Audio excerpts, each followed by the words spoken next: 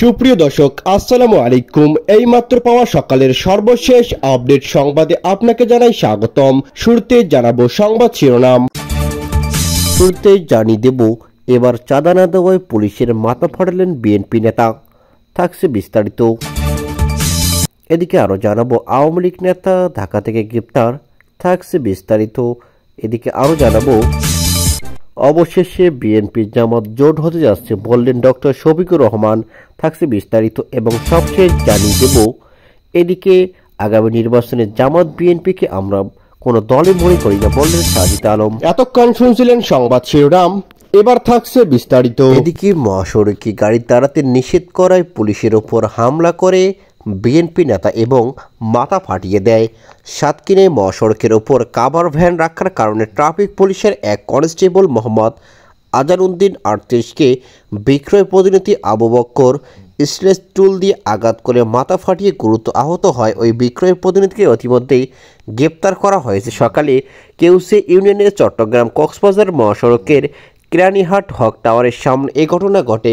আহত পুলিশ সদস্য আজাদউদ্দিন দীর্ঘদিন ধরে উপজেলার কেরানীহাট ট্রাফিক পুলিশ বক্সে কর্মরত এবং লক্ষ্মীপুর জেলার রামনকি উপজেলার বিবিরহাট গ্রামের মোজাম্মেল হকের ছেলে তিনি। আহত কনস্টেবল আজাদউদ্দিন জানান, বিক্রয় প্রতিনিধি মহাসড়কের উপর গাড়ি রেখে মালামাল সরবরাহ করেছিল। তাকে গাড়ি অন্যত্র সরিয়ে দিতে বললে বিক্রয় প্রতিনিধি ক্ষিপ্ত হয়ে গালিগালাজ শুরু করে এবং মোবাইল ফোনে ভিডিও ধারণ করতে বাধা দেয়। বাধা দিলে সে স্টিলের তুল দিয়ে তার মাথায় আঘাত করে এবং পরে ইটো নিক্ষেপ করে। তাকে সহকর্মীরা উদ্ধার করে সাতকানিয়া উপজেলা স্বাস্থ্য কমপ্লেক্সে ভর্তি করেন। বর্তমানে তার মাথায় দুটি সেলাই করা হয়েছে এবং 24-48 ঘন্টা পর্যবেক্ষণ রাখা হয়েছে। ঘটনার পর বিক্রয়ের প্রতিনিধি আবু বক্করকে সাতকানিয়া থানা পুলিশ গ্রেপ্তার করেছে। কনস্টেবল আজাদউদ্দিন বাদী হয়ে থানায় একটি মামলা দায়ের করেছেন। এছাড়াও সাতকানিয়ার কেরানীহাট ট্রাফিক পুলিশের ইন্সপেক্টর টিআই নূর আলম সিদ্দিকী বলেন, সকালে একটি কাভার ভ্যান মহাসড়কের ওপর গাড়ি রেখে মালামাল নামাচ্ছিল, ফলে যানজটের সম্ভাবনা তৈরি হওয়ার আমি কনস্টেবল আজাদকে গাড়িটি অন্যত্র সরিয়ে দিতে বলি। তখন তার সাথে যেখানে থাকা একজন বিক্রয় প্রতিনিধি কথা কাটাকাটি হয়। পরে আমি ঘটনাস্থলে গিয়ে পরিস্থিতি শান্ত করি। এর ঠিক আধ ঘন্টা পর ওই বিক্রয় প্রতিনিধি পুলিশকে উদ্দেশ্য করে বিভিন্ন ধরনের কুরুচিপূর্ণ কথাবার্তা বলে মোবাইল ফোনের ভিডিও ধারণ শুরু করলে কনস্টেবল আজাদ তাকে বাধা দেন। এ সময় উভয়ের মধ্যে ধস্তাধস্তির এক পর্যায়ে ওই বিক্রয় প্রতিনিধি একটি স্টিলের চুল দিয়ে কনস্টেবল আজাদের মাথায় আঘাত করলে তার মাথা ফেটে যায়। এই ঘটনাটি আমরা পুলিশের ঊর্ধ্বতন কর্তৃপক্ষকে অবগত করেছি। সাতকানিয়া উপজেলা স্বাস্থ্য কমপ্লেক্স ও পরিবার পরিকল্পনা কর্মকর্তা ডাক্তার জসিমউদ্দিন বলেন, আহত অবস্থায় এক পুলিশ কনস্টেবলকে সকালে হাসপাতালে আনা হয়। তিনি মাথায় আঘাতপ্রাপ্ত হয়েছেন। তার মাথায় দুটি সেলাই করা হয়েছে। তাকে 24 থেকে 48 ঘন্টা পর্যবেক্ষণ থাকতে হবে। এরপর যদি বমি, খিঁচুনি ও অজ্ঞান হয়ে যায় তাহলে সিটি স্ক্যান করে উন্নত চিকিৎসার ব্যবস্থা করতে হবে। চট্টগ্রামে অতিরিক্ত পুলিশ সুপার আরিফুল ইসলাম সিদ্দিকী বলেন, খবর পেয়ে ঘটনাস্থল পরিদর্শন করে অভিযুক্ত ব্যক্তি আহত কনস্টেবল ও প্রত্যক্ষদর্শীদের সাথে কথা বলেছে। এই ঘটনায় পুলিশের কাজে বাধা দেওয়ায় কনস্টেবল আজাদউদ্দিন বাদী হয়ে থানায় মামলা দায়ের করেছেন। বিক্রয়ের প্রতিনিধিকে ইতিমধ্যে গ্রেপ্তার করা হয়েছে। ভোলার মনপুরায় বিশেষ অভিযানে উপজেলা পরিষদের সাবেক ভাইস চেয়ারম্যান আব্দুর রহমান রাশেদ মোল্লা ও ইউনিয়ন স্বেচ্ছাসেবক সভাপতি সোহেল মেম্বারকে গ্রেপ্তার করেছে ডিবি পুলিশ। এদিকে ভোর রাত 5টায় উপজেলার উত্তর সাকুরিয়া ইউনিয়নের মাস্টারহাট এলাকায় অভিযান চালিয়ে তাদের আটক করা হয়। পরে দুপুর 3টায় আদালতের মাধ্যমে আটককৃত দুইজনকে ভোলা জেল হাজতে পাঠায় পুলিশ।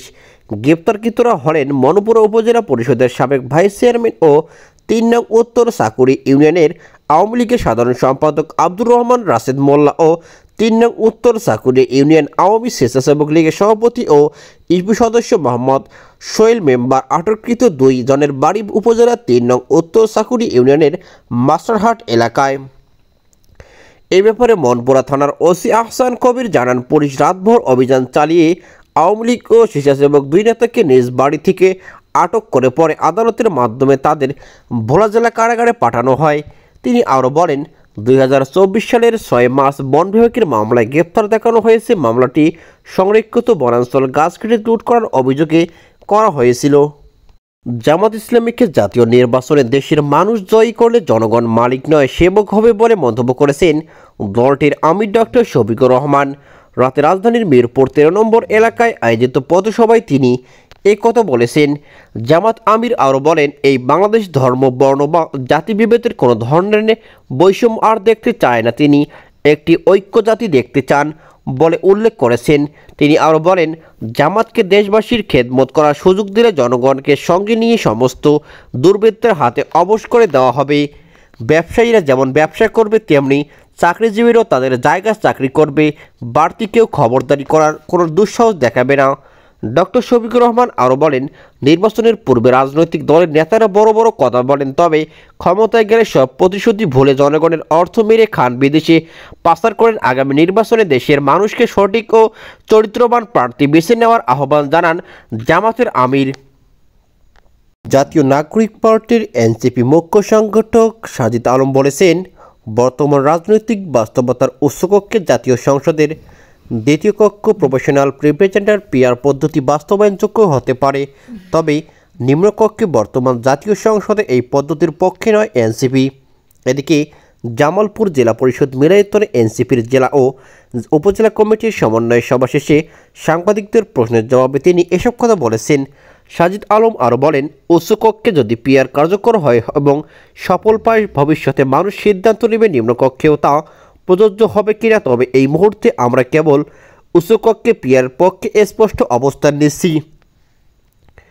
এ সময় তিনি আরও বলেন, বিচার সংস্কার ও জুলাই সনদের অগ্রগতি সন্তোষজনকভাবে এগুলোই গণতান্ত্রিক ধারায় ফেরার পথ সুগম হবে। সেক্ষেত্রে একটি সুষ্ঠু নির্বাচন প্রত্যাশা করছে এনসিপিকে সংগঠিত করে তুলতে কাজ চলছে জানিয়ে সাজিদ বলেন, সাংগঠনিকভাবে যত শক্তিশালী হব ততই সংসদে জনগণের প্রতিনিধিত্বের হার বাড়বে।